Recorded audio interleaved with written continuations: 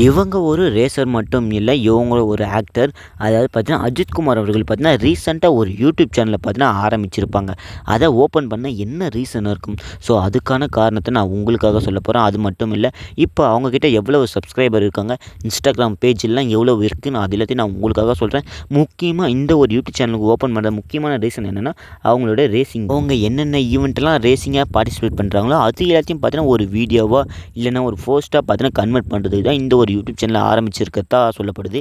So அது என்ன இன்னும் டீப்பாக பார்த்துடலாமா? இதுக்கு முன்னாடி நம்ம சேனலுக்கு நீங்கள் புதுசாக வந்தாலும் சரி, நீங்கள் வீடியோவை அடிக்கடி பார்க்குறதாங்களும் இருந்தாலும் சரி, மறக்காமல் சேனலை சப்ஸ்கிரைப் பண்ணி வச்சுட்டு வீடியோக்கு லைக் கொடுத்துட்டு உங்கள் ஃப்ரெண்ட்ஸில் ஷேர் பண்ணுங்கள்.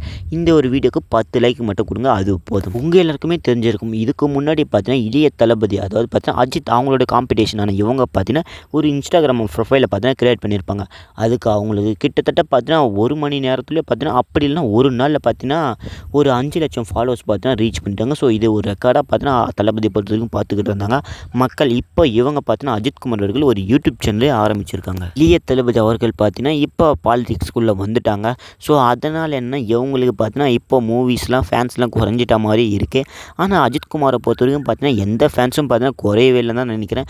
இன்னுமே பார்த்தீங்கன்னா அஜித்குமார் அவர்கள் பார்த்தீங்கன்னா அவங்கள தலைன்னு கூப்பிடுவான்னு சொல்லிட்டாங்க.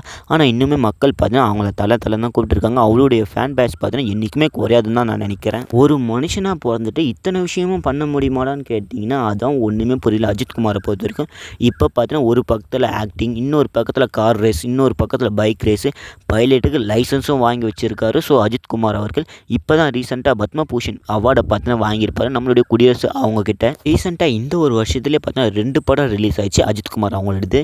ஸோ விடாமுயற்சி பார்த்தீங்கன்னா என்ன தான் ஒரு பெரிய ஹிட்டை கொடுக்கலனா கூட ஃப்ளாப் ஆயிடுச்சுன்னு தான் சொல்லணும். அப்படியே Good Bad Ugly fanboy சம்பவம் பார்த்தீங்கன்னா தரமாக பண்ணிட்டார் தான் சொல்லணும். அதாவது பார்த்தீங்கன்னா இந்த குட் பேட் அக்லி பார்த்தீங்கன்னா ஒரு வேறு லெவலான மாஸ் விக்டரியை பார்த்தீங்கன்னா கொடுத்தது அஜித்குமாருக்கு. இன்னும் பார்த்தீங்கன்னா ஹைப்பு அதிகமாகிடுச்சு. நடிகர் அஜித் அவர்கள் பார்த்தீங்கன்னா மோஸ்ட்டாக எங்கேயுமே வெளியவே வரமாட்டாங்க. ஆனால் இப்போ பார்த்தீங்கன்னா பல இடங்களில் பார்த்தீங்கன்னா வெளியே வந்து மக்களுக்கு, அதாவது பார்த்தீங்கன்னா சந்தோஷமாக கொடுத்துக்கிட்டு இருக்காங்க. அதாவது என்னென்னா கிரிக்கெட் பார்க்க வர்றது, சென்னை மேட்ச் விளையாட சொல்லி பார்த்தீங்கன்னா வந்திருப்பாங்க. அதுக்கப்புறம் என்ன, ஸோ பல இடங்களில் பார்த்தீங்கன்னா ஃபர்ஸ்ட் ஈவெண்ட் நடக்கிற மாதிரி பார்ட்டிசிபேட் பண்ணுறது, ஸோ ப்ரெஸ் மீட் வச்சு பேசுறது எல்லாமே பார்த்தீங்கன்னா இப்போ அஜித்குமார் அவர்கள் பார்த்தீங்கன்னா நிறையவே பண்ணிக்கிட்டு வராங்கன்னு தான் சொல்லணும். இதில் ஒரு ட்விஸ்ட் என்னென்னா, இப்போ பார்த்தீங்கன்னா ரீசெண்டாக விஜய் பார்த்தீங்கன்னா பாலிடிக்ஸ்குள்ளே போயிட்டாங்க.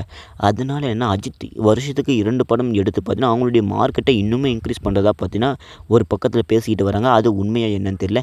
ஏன்னா இவங்கள அஜித்தை பொறுத்த வரைக்கும் பார்த்தீங்கன்னா ஃபேன் பேஸு அதிகமாகவே இருந்துக்கிட்டு தான் இருக்குது.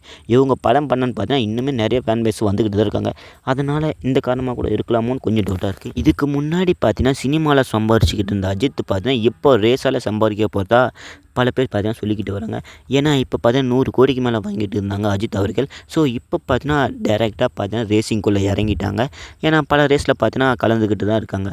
ஸோ அதில் பார்த்தீங்கன்னா விக்டரியும் கிடைக்குது. ஸோ இப்போ வர பணம் எல்லாமே பார்த்தீங்கன்னா ரேஸ்லேருந்து ஜெயிக்க போகிறதா சொல்லியிருக்காங்க.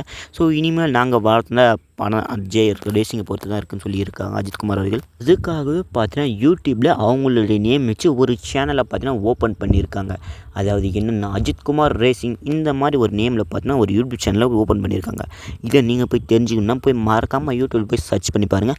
அப்படி இல்லைனா அவங்களுடைய சேனல் லிங்கை நான் டிஸ்கிரிப்ஷனில், அப்படி இல்லைனா கமெண்ட்டை நான் உங்களுக்கு மறக்காமல் போய் விசிட் பண்ணி பாருங்கள். இவங்க சேனல் ஓப்பன் பண்ணி பார்த்தீங்கன்னா லைவை அப்லோட் பண்ண பார்த்தீங்கன்னா கிட்டத்தட்ட 1 மணி நேரத்தில் பார்த்தீங்கன்னா 4000 சப்ஸ்கிரைபர் பார்த்தீங்கன்னா வந்துட்டாங்கன்னு தான் சொல்லணும். என்னது இவ்வளோ தான் சப்ஸ்கிரைபரான்னு பார்த்தீங்கன்னா விஜய் ரசிகர்கள் எல்லோரும் பார்த்தீங்கன்னா ஒரு பக்கத்தில் பேச ஆரம்பிச்சிட்டாங்க. ஏன்னா ரீசெண்டாக பார்த்தீங்கன்னா விஜய் அவர்கள் அவங்களுடைய பாலிடிக்ஸை பார்த்தீங்கன்னா ஒரு கட்சியாக யூடியூப் சேனல் பார்த்தீங்கன்னா ஆரம்பிச்சிருப்பாங்க. அதில் பார்த்தீங்கன்னா லட்சக்கணக்கான மெம்பர்ஸ்லாம் பார்த்தீங்கன்னா ஜாயின் பண்ணியிருப்பாங்க. ஆனால் இப்போ பார்த்தீங்கன்னா அஜித் அவர்களுக்கு 1 மணி நேரத்தில் வெறும் 4000 சப்ஸ்கிரைபர் இருக்கிறதுனால பார்த்தீங்கன்னா கொஞ்சம் ஏளனமாக பேசுகிற மாதிரி தான் கொஞ்சம் வந்துக்கிட்டு இருக்குதுன்னு சொல்லணும். ரசிகர்களை பொறுத்த வரைக்கும் இப்படி மாற்றி தான் பேசிக்கிட்டு வராங்க. அஜித்துக்கு செல்ஃபி எடுக்கலன்னு பார்த்தீங்கன்னா ஒரு பக்கத்தில் அவங்கள பார்த்தீங்கன்னா வன்மையாக கலாச்சிக்கிட்டும் வராங்க. ஸோ விஜய் ரசிகர்கள் இது யாருன்னு ஒன்றுமே புரியல. ஸோ அதாவது பார்த்தீங்கன்னா விஜய் அஜித் அவங்க 2 பேரும் பார்த்தீங்கன்னா முன்னேறதுக்கு அவங்க பல விஷயங்களை பண்ணிக்கிட்டு இருக்காங்க. நம்ம மக்கள் ஏன் இப்படி பண்ணுறாங்க? இந்த வீடியோ பார்க்குற நீங்கள் இந்த மாதிரி பண்ணிக்கிட்டு இருந்தால் இதோட இந்த ஒரு விஷயத்தை பார்த்தீங்கன்னா விட்டுடுங்க. ஸோ அவங்கவுங்க முன்னேறத்தை அவங்கவுங்க பார்த்துங்க, சரிங்களா? ஸோ இந்த ஒரு வீடியோ பிடிச்சா மறக்காமல் லைக்கை கொடுத்துட்டு உங்கள் ஃப்ரெண்ட்ஸுக்கு ஷேர் பண்ணிட்டு சந்திர டாக்ஸை சப்ஸ்கிரைப் பண்ணி வச்சுங்க. அடுத்த வீடியோவில் வேறு ஒரு இன்ட்ரெஸ்டிங்கான கான்வர்சேஷனில் சந்திக்கலாம்.